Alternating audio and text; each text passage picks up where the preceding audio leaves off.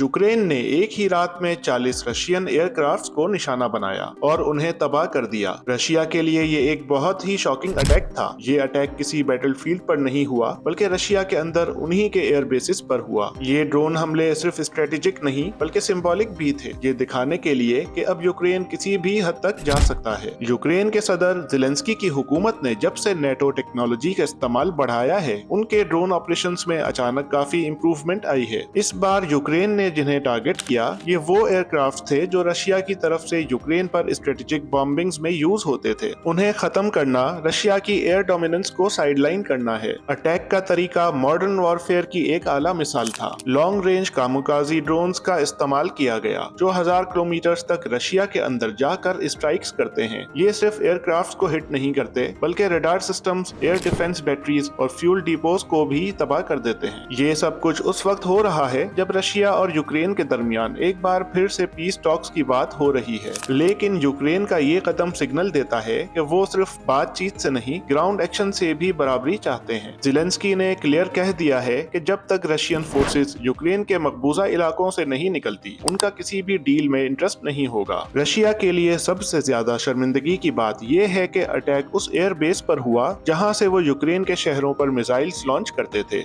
ये उनके लिए एक साइकोलॉजिकल डिफीट भी है, क्योंकि अगर यूक्रेन रशिया में इतना अंदर तक जाकर अटैक कर सकता है तो मॉस्को भी उनकी रेंज में है। कुछ रशियन तज्जियाकार ने इसे मिलिट्री इंटेलिजेंस फेलियर करार दिया। और ये सिर्फ एक बेस का मसला नहीं, पिछले कुछ हफ्तों से यूक्रेन मल्टीपल एयरफील्ड्स और लॉजिस्टिक्स सेंटर्स को निशाना बना चुका है और हर बार रशिया का एयर डिफेंस सिस्टम फेल हो जाता है। इस एक्शन का काफी गहरा इम्पैक्ट भी होगा। रशिया को अब अपनी बॉम्बिंग्स के लिए नए एयरफील्ड्स ढूंढने पड़ेंगे जो कि या तो मजीद दूर होंगे या फिर उनकी कैपेसिटी कम होगी। मतलब ये कि फिलहाल यूक्रेन के शहरों पर एयर स्ट्राइक्स में भी कमी आ सकती है। लेकिन बात सिर्फ यहाँ तक महदूद नहीं। यूक्रेन का ये अटैक वेस्ट के लिए भी एक मैसेज है कि अगर उन्हें एडवांस ड्रोन्स, मिसाइल्स और सर्वेलेंस टेक मिलता रहे तो वो ना सिर्फ अपना दिफा कर सकते हैं बल्कि ऑफेंसिव मोड में जाने के काबिल भी हैं। अब सवाल ये है कि रशिया इस ह्यूमिलिएशन का जवाब किस फॉर्म में देगा। क्या वो ऑल आउट रिटेलिएशन करेगा या एक और फ्रंट खोलने की कोशिश करेगा, जैसे कि मोल्डोवा या बेल्टिक स्टेट्स। ये सब ऑप्शंस टेबल पर हैं और इसी वजह से वेस्ट भी अब ज्यादा अलर्ट होता जा रहा है। जंग के इस नए दौर में जहां ड्रोन, साइबर अटैक्स और लॉन्ग रेंज मिसाइल्स वॉरफेयर का हिस्सा बन चुके हैं, यूक्रेन का ये मूव एक बोल्ड और कैलकुलेटेड रिस्क था जिसने दुनिया भर में हेडलाइंस बनाई और रशिया को एक बार फिर इंटरनेशनल स्टेज पर शर्मिंदा कर दिया। इस अटैक से यूक्रेन का पैगाम साफ जाहिर है। अगर रशिया अपनी एग्रेशन बंद नहीं करता तो यूक्रेन अब डिफेंसिव नहीं रहेगा, वो खुद भी एग्रेसिव जवाब देगा।